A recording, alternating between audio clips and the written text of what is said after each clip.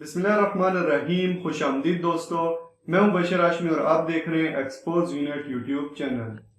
دوستو 11 دسمبر سال 1917 یہ وہ سیاہ دن ہے جب برطانوی جنرل ایلن بے عثمانی فوجوں کو شکست دیتے ہوئے یروشلم میں قبضے کی غرض سے داخل ہوا. پھر پوری مغربی دنیا نے اپنی اس فتح کا جشن منایا. مغربی دنیا کی یہ فتح فلسطین کے مسلمانوں پہ عذاب کی طرح نازل ہوئی. اس وقت آپ اپنی سکرین پہ امریکی اخبار نیو یارک ہرلڈ کی خبر دیکھ سکتے ہیں جو کہ مغربی دنیا کی خوشی کو ظاہر کر رہی ہے.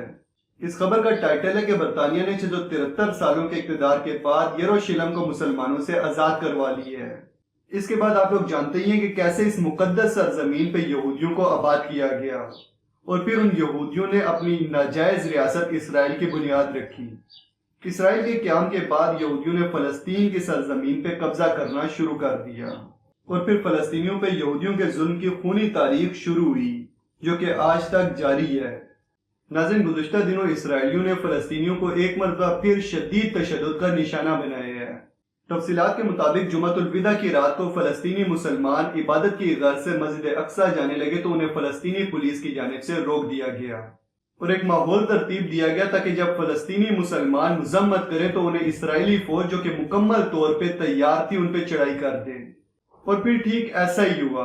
یہودی اپنی مکار ذہنیت کی وجہ سے اپنے اس منصوبے میں کامیاب ہو گئے جس کے نتیجے میں فلسطینیوں کو ربڑ کی گولیاں ماری گئیں، انہیں دستی بم مارے گئے اور انہیں بدترین شیلنگ کا نشانہ بنایا گیا. اس سب کے باوجود بھی فلسطینی مسلمانوں نے صبر سے کام لیا اور اپنی عبادات میں مصروف رہے. لیکن جب حالات حد سے زیادہ بہر جانے لگے تو فلسطینی نوجوانوں نے اسرائیلی پولیس کے سامنے مذمت کرنا شروع کر دی. اس مذمت کے نتیجے میں تقریباً 250 فلسطینی مسلمان شدید زخمی ہوئے جبکہ 17 اسرائیلی پولیسیوں کو بھی چوٹیں آئیں. اب اگر بات کریں کہ اس سب کی اصل وجہ کیا ہے تو اس سب کی اصل وجہ شیخ الجرہ نامی علاقہ ہے. یہ علاقہ مشرقی یروشلم کا حصہ ہے جو کہ مسلمانوں کے قبضے میں ہے. مسلمان یہاں نسل در نسل موجود ہیں اور یہاں پہ ان کا اثر و رسوخ بھی پایا جاتا ہے. فلسطینی مسلمانوں کے نزدیک جب ان کی ریاست بنے گی تو یہ علاقہ ان کا دارالحکومت ہوگا. مسلمان اس علاقے میں شروع سے رہتے ہیں لیکن اب یہودی مسلمانوں کا یہ علاقہ چھیننا چاہتے ہیں جبکہ یہاں کے مسلمان یہ علاقہ چھوڑنے کو تیار نہیں ہیں اور وہ اس بارے میں ایک مکمل احتجاج بھی ریکارڈ کروا چکے ہیں تاکہ اس معاملے پہ عالمی برادری کی توجہ حاصل کی جا سکے. اس کے علاوہ مسلمان عدالت کا رخ بھی کر چکے ہیں لیکن اسرائیل کی سپریم کورٹ نے مسلمانوں کے خلاف اپنا فیصلہ سنایا ہے اور انہیں یہ جگہ خالی کرنے کا حکم دیا ہے. یعنی تمام ہاتھ پیر مارنے کے باوجود بھی مسلمانوں کو کوئی مدد حاصل نہیں ہوئی ہے لیکن اس کے باوجود بھی مسلمان اپنے فیصلے پہ ڈٹے ہوئے ہیں. اسی وجہ سے یہودی ان پہ تشدد کر کے یہ جگہ حاصل کرنا چاہتا ہے تاکہ یہاں پہ یہودیوں کی کالونیاں آباد کی جا سکیں. اب سوال یہ پیدا ہوتا ہے کہ اگر اسرائیل شیخ جرہ نامی اس علاقے پہ قبضہ کر لے تو کیا ہوگا؟ اب اگر یہودیوں نے اس جگہ پہ قبضہ کر لیا تو ان کو روکنا تقریباً ناممکن ہو جائے گا. اس جگہ پہ قبضہ کرنے کے بعد ان کا اگلا نشانہ مسجد اقصی ہوگی. وہ لوگ مسجد اقصی کو شہید کر دیں گے اور وہاں اپنا تیسرا ہیکل سلیمانی تعمیر کریں گے. اور صرف یہی نہیں بلکہ یہاں سے شروعات ہوگی گریٹر اسرائیل کی. اب گریٹر اسرائیل کیا ہے؟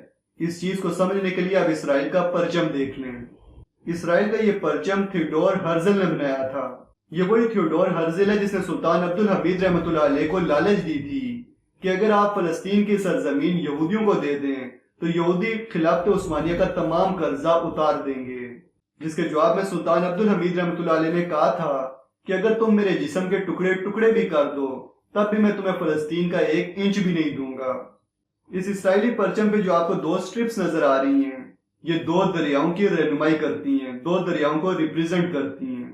ان میں سے ایک سٹرپ دریائے نیل جبکہ دوسری سٹرپ دریائے فرات کو ظاہر کرتی ہے اور ان کے درمیان ستارہ داؤدی یعنی سٹار آف ڈیوڈ بنا ہوا ہے جو کہ یہودی بادشاہت کی علامت ہے.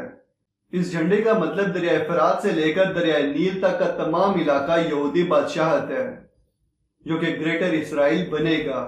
دوستو یہ سب جاننے کے بعد اب بھی اگر امت مسلمہ ایک ہو کر اس ظلم کے خلاف آواز نہیں اٹھاتی تو یقین کریں کل کو جب یہودی گریٹر اسرائیل بنانے کے لیے دیگر ممالک پہ حملہ کریں گے تو انہیں روکنا تقریباً ناممکن ہوگا. اللہ پاک ہمارے فلسطینی بھائیوں کی تمام مشکلات دور فرمائے اور ہم مسلمانوں کو توفیق دے کہ ہم اپنے فلسطینی بھائیوں کی مدد کر سکیں. آمین. تو دوستو ویڈیو اچھی لگے تو ویڈیو کو لائک کامنٹ اور شیئر ضرور کریں. مجھے انسٹاگرام پہ فالو کر لیں کیونکہ وہاں میں چینل سے ریلیٹڈ تمام اپڈیٹس دیتا رہتا ہوں. اس کے علاوہ چینل کو سبسکرائب کر لیں اور ساتھ میں بیل آئیکن پہ بھی کلک کر دیں تاکہ ہماری نئی آنے والی ویڈیوز کی نوٹیفیکیشنز آپ کو ٹائم سے ملتی رہیں. جلدی ملتے ہیں ایک نئی ویڈیو کے ساتھ. تب تک کے لیے اپنا اور اپنے پیاروں کا خیال رکھیے گا. فی امان اللہ. بہرحال نوٹ کر لیجئے عالم عرب جا چکا. کوئی دن کی بات ہے، میں سنسنی پیدا نہیں کرنا چاہتا، لیکن حالات اور واقعات سے نگاہیں بند کرنا بھی کوئی دانش مندی کی بات نہیں ہے.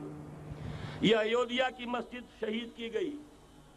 ابھی یہ ایک بہت بڑا مزار جو ہے شہید کیا گیا اور اس کے ساتھ کئی مسجدیں شہید کی گئی.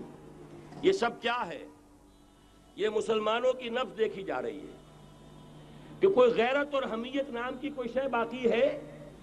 جیسے علامہ اقبال نے وہ نظم لکھی تھی عبد القادر روہیلا بڑا ظالم جفاجو کینہ پرور تھا، لیکن یہ کہ اس نے جو ایک ٹیسٹ لیا تھا کہ وہ جو عورتیں ہیں تیموری خاندان کی ان میں کوئی رمق رہ گئی ہے، معلوم ہوا کہ نہیں، کہ غیرت نام تھا جس کا گئی تیمور کے گھر سے، ختم، غیرت نکل گئی.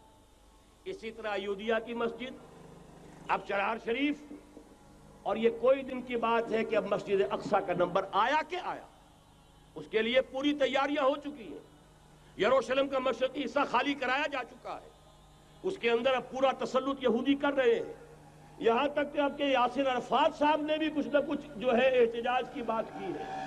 حالانکہ اب تک ہر بات مان کر منقار زیر پر تھا، لیکن یہ کہ ایک وقت آتا ہے آخر کار اسے بھی کچھ بولنا پڑ گیا ہے.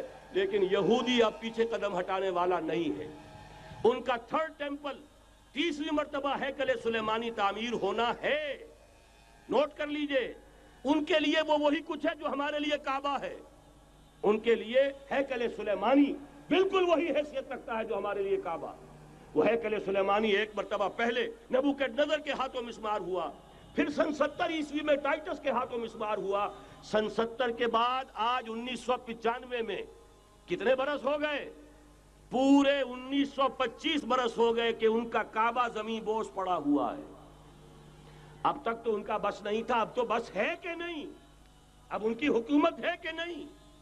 اب شاہ حسن ہو چاہے شاہ حسین، ان کے نوکر اور چاکر ہیں یا نہیں؟ اب انہیں ڈر کس کا ہے؟ لہذا کوئی دن کی بات ہے، مسجد اقصیٰ شہید ہوگی اور ٹیمپل کی تعمیر شروع ہوگی.